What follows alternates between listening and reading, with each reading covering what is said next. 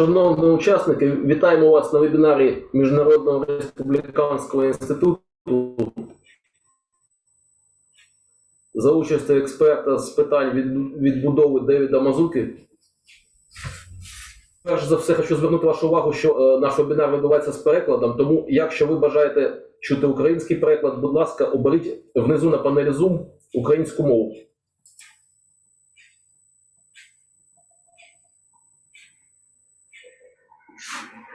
Мова нашого вебінару українська та англійська. Також ви можете залишатися на оригінальній звуковій дорожці, тоді ви будете чути і українську, і англійську мову, як вам зручніше.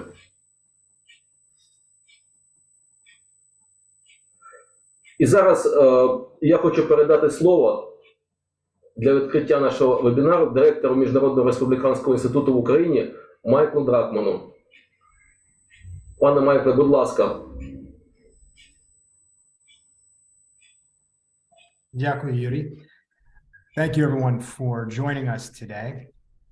We're very excited and very lucky to have with us today Devід Mazouka, speaking to us about a topic that is something, I think, not just of importance, but something that is something that we need to be speaking about more and with more experts, particularly with our partners and colleagues working in Ukrainian local governance.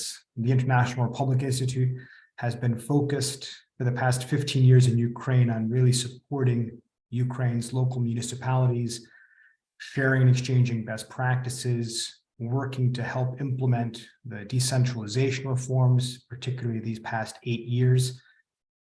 But now Ukrainian cities face incredible new challenges, whether Western Ukraine and Eastern Ukraine. And so the opportunity to begin discussing how is it that we discuss the challenges facing what will be a very complex reconstruction and recovery agenda for Ukraine. We know there are many events taking place in Kyiv, many events taking place in Europe between heads of government at major state institution level, but we feel it's very important that we begin this conversation as well with Ukrainian cities, local political parties, civil society organizations, and of course, local elected officials. So with David joining our webinar today, we hope this will be part of a series of different types of events that IRI will be doing in Ukraine with other experts. But today we have David joining us. David is someone who also has been to Ukraine before. David was an election observer with the International Republic Institute in 2019. So he spent time in Ukraine. He's seen democracy in action in Ukraine and has been focused on, again, this area and this topic for quite some time. He's currently an instructor at the National Center for Disaster Preparedness at the Columbia Climate School within Columbia University. He was most recently a Hitachi International Affairs Fellow in residence at the Disaster Prevention Research Institute in Kyoto, Japan, at Kyoto University. And I think most importantly and relevant for our conversation today, from 2015 to 2019, he was the Assistant Director for Housing Recovery with the Sandy Recovery Division in the state of New Jersey, responsible for administering the delivery of New Jersey's post-Hurricane Sandy $1.4 billion in restoration grant program portfolios. Hurricane Sandy in, I believe, October 2012, a devastating hurricane impacting New York City, but also a much greater area, including the state of New Jersey, New York, and Connecticut. This was a very complex disaster, a complex recovery. And so looking at the complex issues Ukraine faces today, we couldn't have someone, I think, better representing us here at this event. So I'd like to give the floor back to my colleague Yuri to hear from David and begin the webinar. But again, thank you everyone for joining us. And again, thank you, David, for making the time to be with us on this important topic today. Thank you. Дякую вам.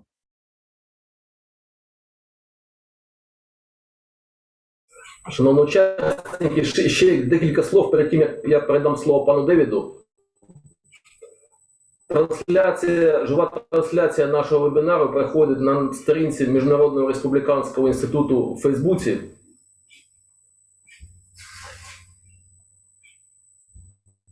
Відносно питань після закінчення, в кінці нашого вебінару ви зможете задати питання в чаті. Вони також будуть перекладатися англійською мовою, нашими перекладачами. І ми починаємо наш вебінар, який проходить Агентством США з міжнародного розвитку. Я передаю слово пану Девіду. Будь ласка, Девід. Thank you. Good afternoon, good morning, everyone. Thank you for joining us today. I will be sharing my screen right now to begin the presentation. Great. All right, let's begin.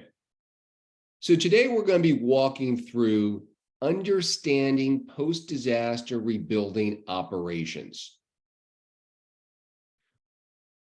We will conduct an introduction first, then walk through what I call a process template, discuss lessons learned from the US post-disaster experience, walk through recommendations for Ukrainian local governments, and then summarize. Introduction. So whether following an earthquake or a war, a project is a project. The objective is to move from debris and destruction to a functional and safe community. In post-disaster rebuilding operations, often resources are limited, capacities are strained, and political expectations are unrealistic. Expectations are often set that cannot be met, which is one of the reasons why this presentation today is so important, so that all parties, both elected officials and civil servants, can better understand what goes into post-disaster rebuilding operations and better calibrate more accurate timeframes and expectations. It may necessitate streamlining rebuilding operations, may necessitate government reforms. We will walk through several proposed government reforms in the recommendations section. In managing such operations, you can only pick two of the following, that being rebuild fast, rebuild for the least cost, or rebuild for high quality. This will come up again and again in today's presentation, but it's again important to keep in mind you can only do two of the three. Many attempt to always do all three, but by the time programs end, whether following an earthquake or a war, you find yourselves only able to do two of these three things. Now, community recovery must be holistic. Long-term economic recovery is not possible without the restoration of infrastructure and housing. You must recognize that stakeholders are not just elected officials and civil servants in government, but all those in a community. This is inclusive of individuals and families, residents, businesses and industry, and non-governmental organizations that compose civil society. Operations should be scalable and adaptable to meet different needs in your community. If rebuilding is perceived to be complicated, residents and businesses may choose not to return, which can prevent the revival of the local economy and further negatively impact the local tax base. It's important to keep in mind that rebuilding is not a one-size-fits-all approach. What works in one part of a country may not work in a different part of the country. Thus, it's important to understand your individual community needs in order to develop a program or programs that is responsive to what your community's population makeup is. So let's walk through in a few steps, in a few slides, what a process could be. You must begin, though, rebuilding operations with asking questions. As I noted, there's not a one-size-fits-all approach. Every community is distinct in its social fabric and economic diversity. You need to consider what questions to ask. What is the quantitative and qualitative need? Quantitative being monetary and qualitative being physical. What is the budget? As a community, a unit of local government, you may be receiving funds from different government or governments. You may not have the authority to determine the budget total, but it's important for you to understand what that total ultimately is, because you need to understand how does that budget compare with the need in your community. You need to ask, what should be rebuilt? You may not wish to restore that community to what it was. You may wish to build it differently. For example, more pedestrian friendly or more sustainable. You also need to ask, who should be involved in the decision-making process? Before developing a rebuilding plan, government should engage with the community to understand their expectations. And rebuilding should follow a methodological process, multi-step, step-by-step, deliberate. Community is a stakeholder, and community engagement is vital. Not just during the planning stages, which we will walk through over the next few slides, but also concurrent with the overall building process. You want to manage community expectations through stakeholder engagement. Establish regularly scheduled in-person and virtual public forums to solicit community feedback. Be forthright with community members on the rebuilding process. Seek to work with reputable community organizations as partners. And encourage the formation of self-organized machi-zukuri-like community groups focused on providing rebuilding input. For those of you who may not be aware, machi-zukuri are community groups in Japan that often self-organize and work with local authorities, local governments after disasters to communicate the expectations of those in the community. You want to anticipate, though, that there will be competing and contradicting community interests. You should not expect complete consensus by all those in a community. Thus, it's important that the planning process be transparent. You want all community members, while they may not agree, to understand how the planning process worked and how decisions were ultimately made. You also want to set a realistic time frame, a time frame that is irrespective of political expectations.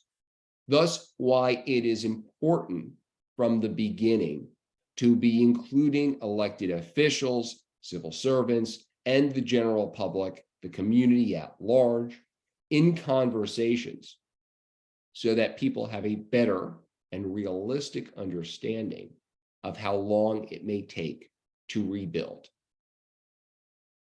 So step one, as part of this process, would be to develop an action plan. Now, an action plan is a strategic document that outlines high-level objectives and proposed rebuilding operations by program. There would be several deliverables that are included in an action plan. That being an unmet needs assessment of the populations to be served in your community, budget allocation by programs, how you're divvying up the funds you've received, and incorporation of community feedback, the feedback that you solicited before developing the action plan. You may highlight the different types of projects that you intend to spend your budget on, whether that's housing restoration, economic development, or restoration of infrastructure. When designing an action plan, you want to consider the following. Is there a delta between the anticipated number of projects that you would like to rebuild and the funding that's been allocated to your community? If the number of projects may be greater than can be serviced given the budget, let me repeat that. There may be instances where the number of projects in your community may be greater than can be serviced given the budget that you're receiving. In those situations, it's important to develop a prioritization ranking system so that you are describing what type of projects will be served first, so that community members understand what may be rebuilt with funds received and what may not ultimately be rebuilt. Now, there are two types of construction in rebuilding operations. One would be government-led construction, and the other being citizen-led. Now, government-led is common for restoration of infrastructure, but it also can be used for the restoration of private housing. Citizen-led construction is often just for private housing. So what does this mean? In government-led, government can assume project management functions, that being construction, in their entirety, and disperse funds directly to construction vendors. Now, this is more costly to government to manage, yet more robust day-to-day monitoring of each project. Comparatively, citizen-led construction is where citizens can assume project management functions, that being construction, in their entirety, and government disperses funds directly to citizens, not to construction vendors. This is less costly to government to manage, yet government has much less robust day-to-day monitoring of each project. Instead, it relies on citizens to monitor and accurately report project progress to government. As you can see by just looking at this slide, there are pros and cons to each of these types of paths, government-led construction versus citizen-led construction. And it's important to understand the needs of your community, to understand what may be the right type of construction for your population. Now, step 2 in this process would be to develop an implementation plan. An implementation plan is a tactical document that assesses government resources and capabilities and communicates to the community how programs will be implemented. Consider it a stress test document that should encourage government to review resources and capabilities. You want government to be asking a series of questions when writing an implementation plan. Does your government have existing capacity to manage post-disaster rebuilding programs? Does your government have in-house subject matter expertise? Or does it even have enough staff? How will any gaps be addressed? What is the role of the private sector or non-governmental organizations in supporting government? Will your government need to procure private sector support? And if that's the case, what will be the procurement process for the programs? What are the reporting and auditing requirements of the programs? Are those being dictated by the funders, or are those standards set by your local unit of government? These are the questions that you should be asking and answering in an implementation plan. Step 3 would be develop program policies. Program policies are operational documents that detail program rules, requirements, and procedures. There may be several program policies for a single community. Policies are developed for individual programs based on project types, be that housing, economic development, infrastructure, and the populations being served. They're written for all parties, those who may be dispersing funds, as well as those who may be receiving funds, that being government, vendors, and the general public. Now, Let's begin to walk through lessons learned from the U.S. post-disaster experience. To be clear, what I'm about to share with you is not all-encompassing. These are just a few of the lessons learned that I think are important for our conversation today. When designing post-disaster rebuilding operations, it is important to understand other programs' successes and failures from around the world. Successful post-disaster rebuilding operations require understanding the population, that being the community, affected by the disaster, asking the questions, what are the needs of the community? How do the needs align with the resources and capabilities of government? Second, managing government teams effectively and projects efficiently. You want to develop regular communication and clear instruction to teams and ensure all government departments understand their roles and responsibilities. If there are only two things that you take away from today's presentation, I would suggest they be these two bullet points. Understand the population affected by the disaster, that being your community, and managing government teams effectively and projects efficient. These 2 points are key in successfully conducting post-disaster rebuilding operations. You want to make policy documents flexible and straightforward. Initial versions will be inadequate. You want to keep processes as simple as possible. These are living documents that should evolve. Recognize that mistakes will be made in implementing rebuilding operations. You want to accept errors. Do not hide errors. You want to learn, adjust, and move forward when you need to. You want to conduct continuous engagement with all stakeholders in the community. As I mentioned in the earlier slides, community engagement is not just during the planning process, but is over the course of the entire rebuilding operations. And you should expect rebuilding operations to start slowly. Let me repeat that. You should expect rebuilding operations to start slowly.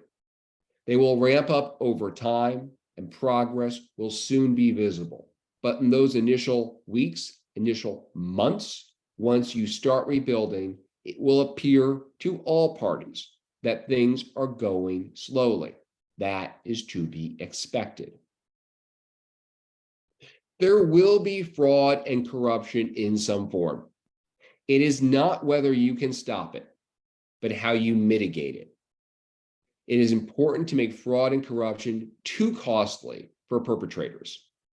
To do that, you should be setting strict reporting and auditing requirements and have the ability to track perpetrators and tie fraudulent individuals to companies. I will discuss in the recommendations section more detail on how you may go about doing that.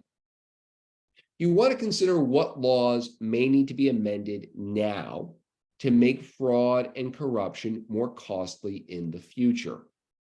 Before rebuilding even begins, is the right time to be thinking about what types of changes to legislation or to regulation in your community or even in different levels of government are needed now, so that when reconstruction, rebuilding does begin, you are in a better position. Bureaucracies will get in your way. This happens around the world. Consider how to incorporate bureaucracies into your initial planning. Review what regulations may need to be amended to enhance transparency and streamline rebuilding. Political expectations for rebuilding operations are often unrealistic. Candid conversations between elected officials, civil servants, and the general public are vital to address a community's priorities, but also to, again, establish a realistic timeframe for rebuilding. As I mentioned on the intro slide, in managing rebuilding operations, you can only pick two of the following. So let's pause here and walk through this in more detail. If your community chooses to rebuild fast and for least cost, it is highly unlikely that you're rebuilding at high quality. If your community chooses to rebuild for the least cost and at high quality, it is highly unlikely that you are rebuilding fast. And if your community chooses to rebuild fast and at high quality, it is unlikely that you are rebuilding for least cost. It's important to understand this dynamic as you plan out and prioritize what is important for your community. Naturally, you would want to seek out all three, but that is nearly an impossible task. So it's better to understand what is important to you and your community in building out post-disaster rebuilding operations that is able to achieve two of these three things well. So now let's walk through recommendations for Ukrainian local governments. First, construction. You want to encourage local vendors to compete on contracts. To do this, you may want to set up strategic partnering for training and mentoring. An example would be conducting vendor-only public outreaches, forums for contractors to meet, possibly be trained and mentored by other companies in the community. You may want to consider workforce development, figuring out how best to help businesses recover or even get started, established in the community. Yet it is unlikely that there will be enough local construction vendors and labor to meet demand. This would not be a problem unique to Ukraine. This happens across the globe and in the United States. Post-disaster in the United States, you often see contractors coming from other states halfway across the country to participate in post-disaster rebuilding operations. You want to anticipate that vendors from other parts of Ukraine, as well as international vendors, may participate in rebuilding. People will be coming from all parts of the world, more likely than not. So you want to set clear procurement rules for vendors that would be contracted by your government. Setting the rules, the expectations even, of what is to be done is important, particularly for those who may not be local contractors with existing relationships within your community. You should create an online portal for all construction vendors to register their companies. You should require companies to submit biometric data for all employees. As an example, fingerprints. You want to create a dynamic in which you prevent fraudulent individuals from establishing new companies under different names. That is why it's important to not just track companies, but to also track employees and owners of companies. This practice of establishing a new company under a different name after a former company has been accused of fraudulent activity is commonplace around the world. Ukraine, it would be no different. But the key is to figure out how to disrupt that pattern.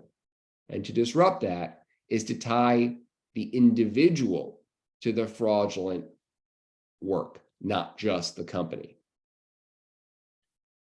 You want to only allow those construction vendors registered to be eligible to participate in rebuilding operations.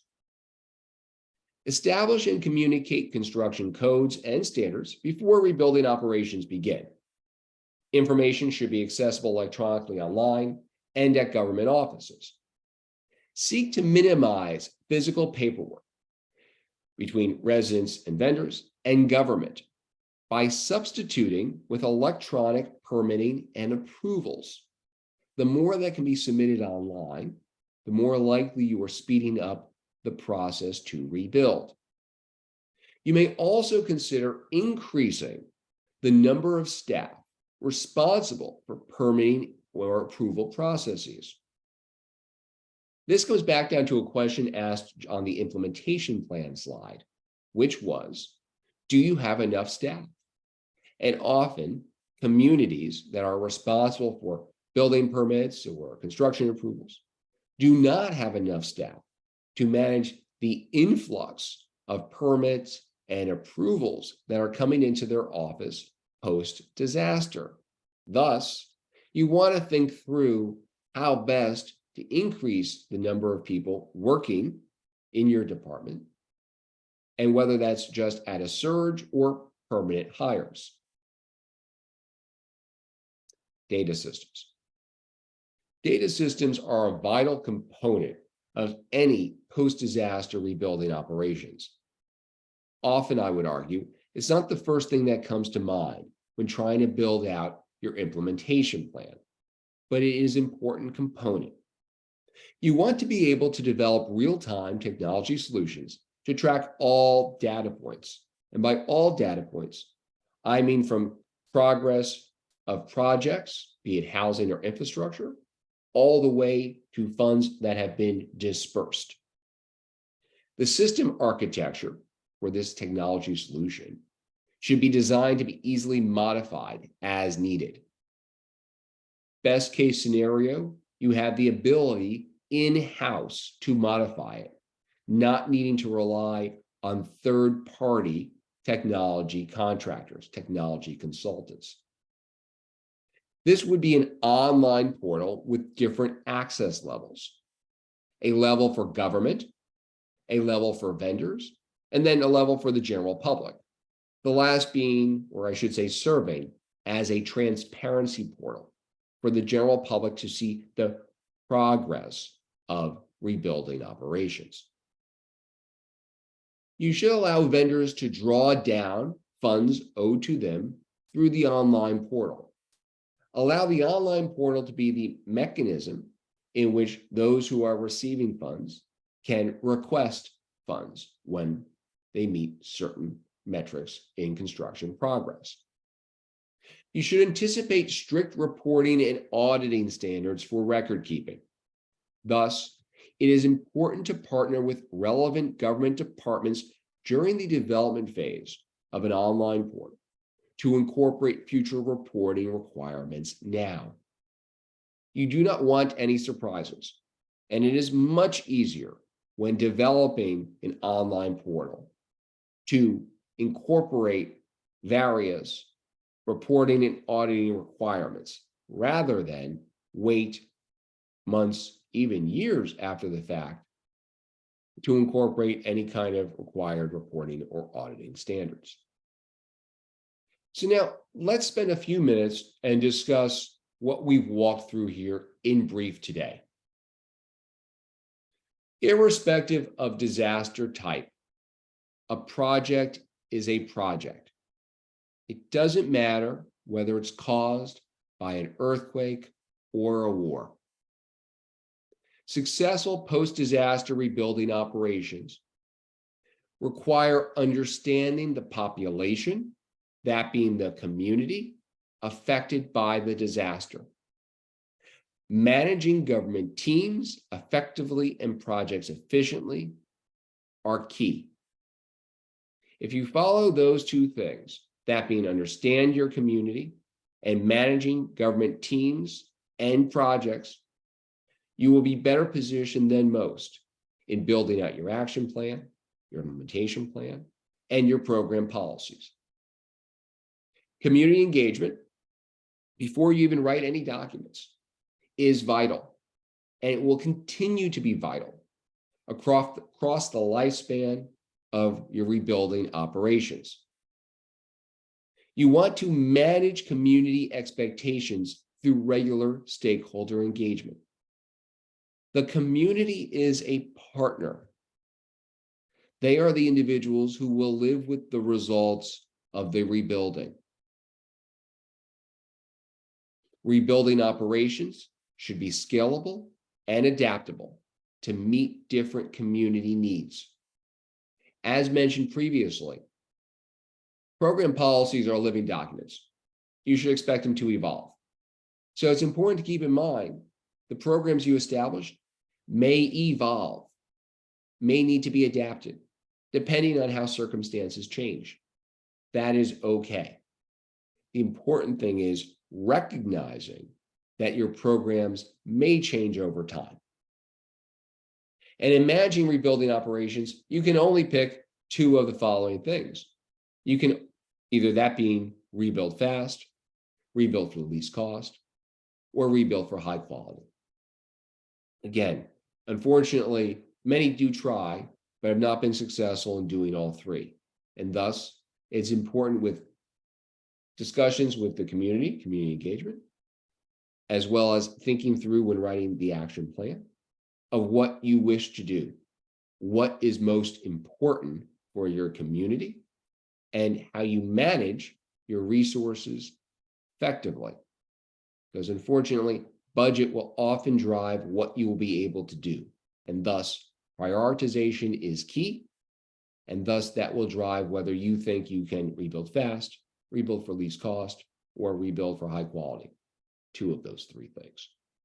So with that, I want to leave time right now for questions. Happy to have them. I thank you for your attention today.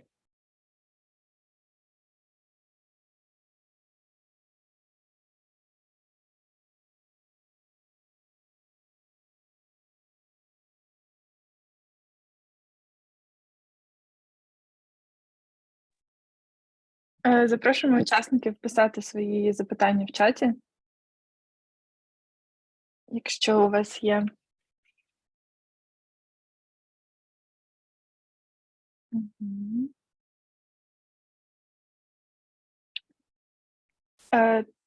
Подякували за виступ, і чи можна буде десь повторно ознайомитися з презентацією? Я не знаю, чи Девід буде надсилати презентацію. Ні. Чи може він поділитися презентацією?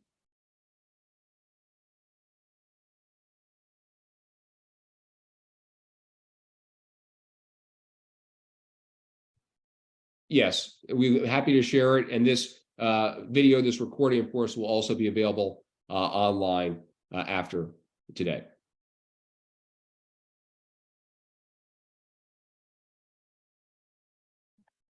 Також учасники пишуть, що подякують вам за презентацію і що все зрозуміло. Більше питань немає. Тому ще пару хвилин і даємо на запитання.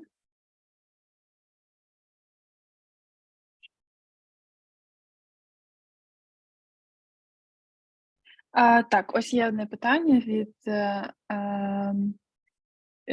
дякую за виступ. Питання важливості обговорення проєктів з громадою, бо за досвідом це призводить до затягування старту проєктів.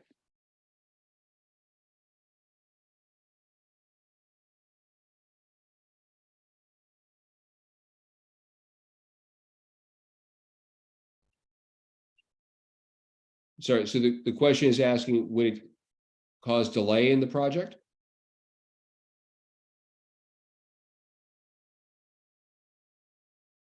Так, саме так. Наскільки це важливо обговорення з громадою?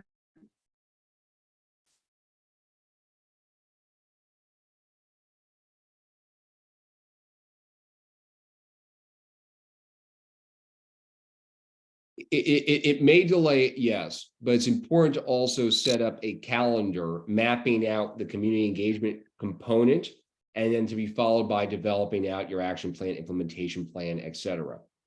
So I would contend you may set up a limited period of time for public comment and public feedback, a defined period of time, and that is fine. But it's important to solicit that feedback before you begin the process, even if that does mean you are delaying for a period of time, rebuilding. That feedback that you're soliciting will put you in a better position in the months and years ahead as you conduct rebuilding operations.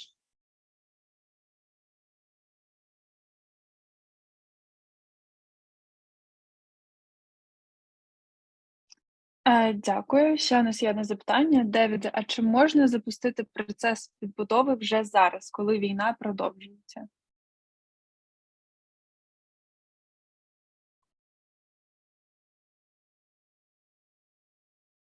So every community is different.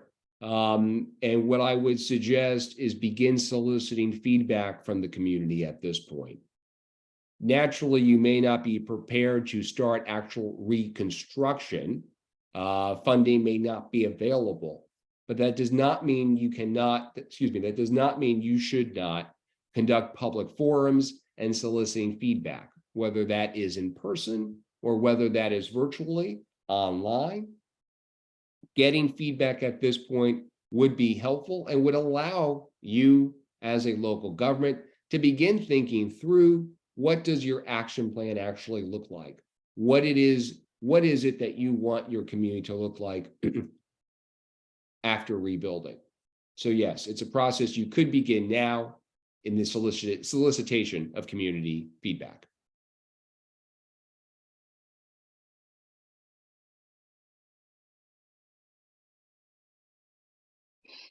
Дякую, Девіде. Ще одне питання від пані Анастасії. Які часові рамки виконання відбудови? Чи вони залежать від конкретних випадків?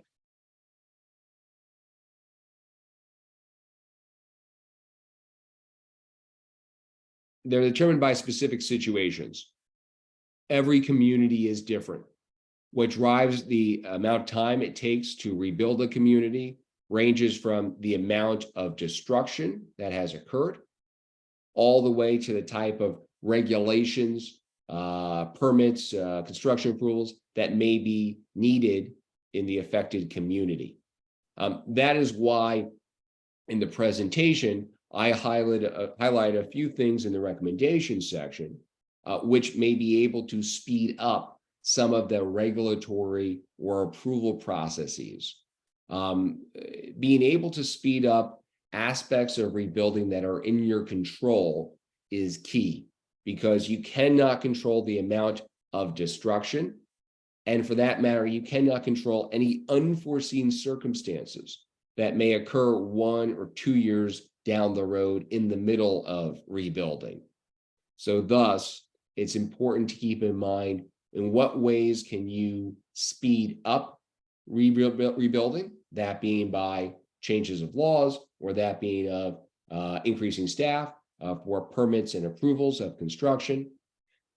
But again, to answer your question, every community is different, and there is not a one-size-fits-all timeline that I can provide.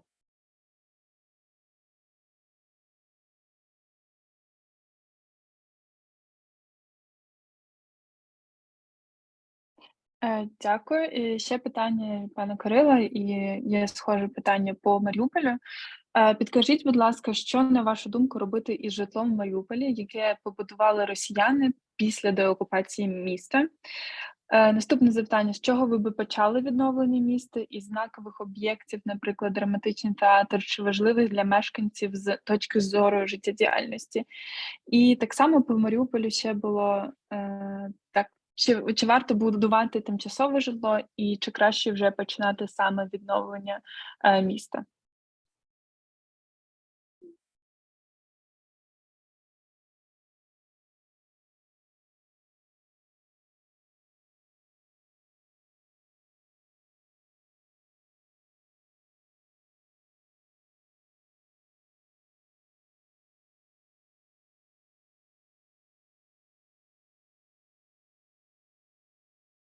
When it comes to any communities that have been decimated, whether by war or earthquake or tornadoes, it's important to get residents back.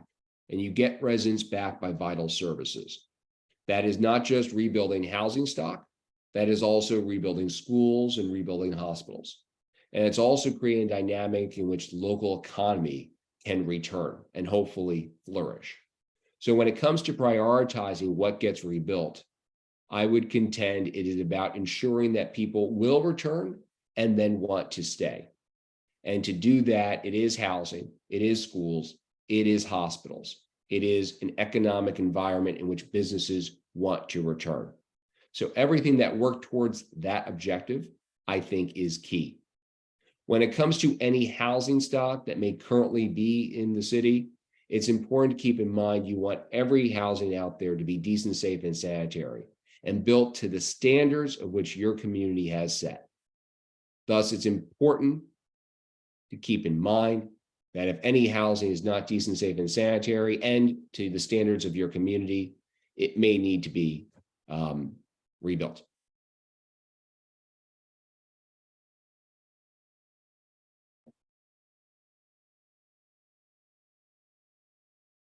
Дякую за відповідь. Ще одне запитання від пані Олени. Додається проблема зменшення населення. Як ефективніше організувати активних громадян, що знаходяться за межами країни? Це уточнили, що це південні території, зокрема Херсонщина.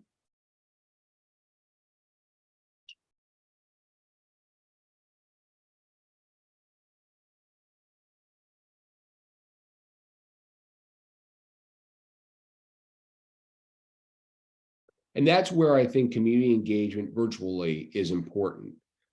While historically public outreaches are done in person to solicit feedback, in the last few years, we've all become much more comfortable using Zoom and other forms of communication. Thus, I would contend it's important to have virtual public outreaches to solicit feedback from your community, even if community members have now been dispersed to other parts of Ukraine, or for that matter, other parts of the world. By including those who may not be in country even, you're creating a dynamic where people feel more invested and hopefully will be encouraged to return because they're witnessing the importance of their comment and their own time and investment into the conversation of what to and how to rebuild.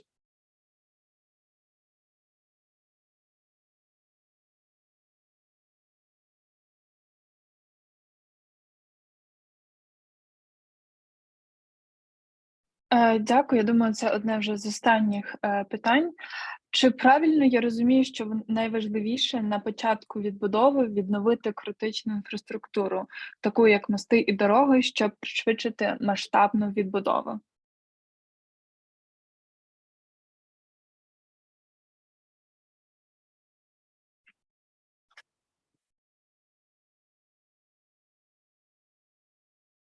Yes, you need critical infrastructure like bridges, like highways to be restored. Why? Because without doing that, getting supplies and materials for reconstruction becomes all the more challenging. And for that matter, residents who may wish to return and rebuild even on their own may not be able to do so because vehicular access has been blocked. And that's not just in a post-war situation. You see that in areas of the world which have experienced cyclones, typhoons, hurricanes.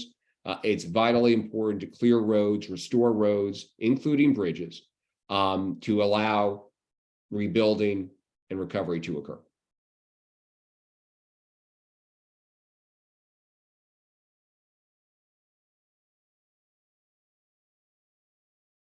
І ще останнє питання. Що робити, коли влада без консультацій та згоди громади створила приватний фонд, використовуючи бренд міста та відмінні громади звертаються до донорів? Такий специфічний кейс. Якщо Девід зможе дати відповідь на таке запитання.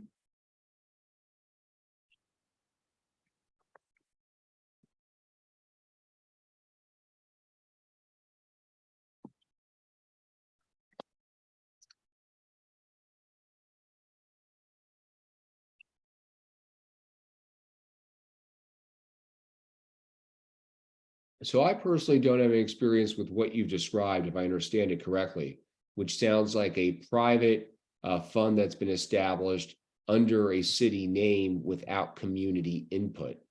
If I understood that correctly, I don't have any experience. What I do have experience with is when citizen groups feel that their voices, community groups, feel that their voices have not been heard by those in governments. And often in those instances, you see communities self-organize and then lobby local, national elected officials to hopefully result in some kind of change to address their concerns.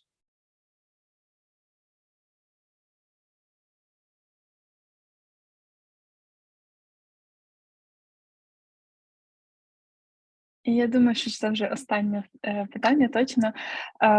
Сьогодні дуже активні учасники. Чи правильно буде зробити щоквартальний публічний звіт про виконання відновлення від забудовників?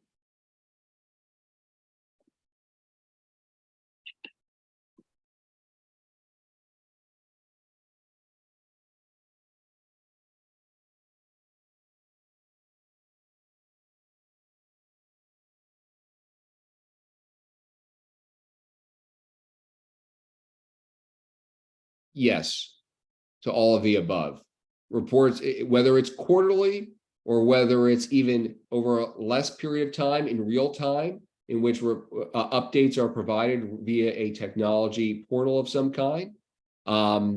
That's up to you in a decision-making role within government. But it's important for vendors, construction vendors, those who may be rebuilding, to provide regular updates so that all parties better understand how funds are being used and the status of funds, as well as the status of rebuilding. From personal experience, what we did in the United States with the state of New Jersey was have a transparency portal that was real time, in which data points were coming in every day, and that portal was then updated every day.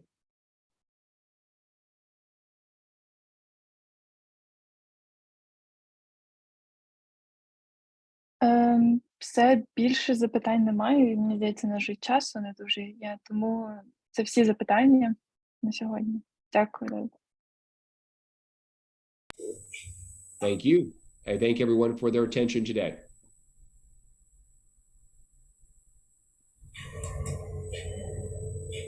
Дякуємо пану Девіду за цікавий семінар, за те, що ви поділилися з нами своїм досвідом. Шановні учасники, ви можете слідкувати за нашими подіями на нашому вебсайті та сторінці в Facebook. Ще раз дякую вам за участь. До побачення.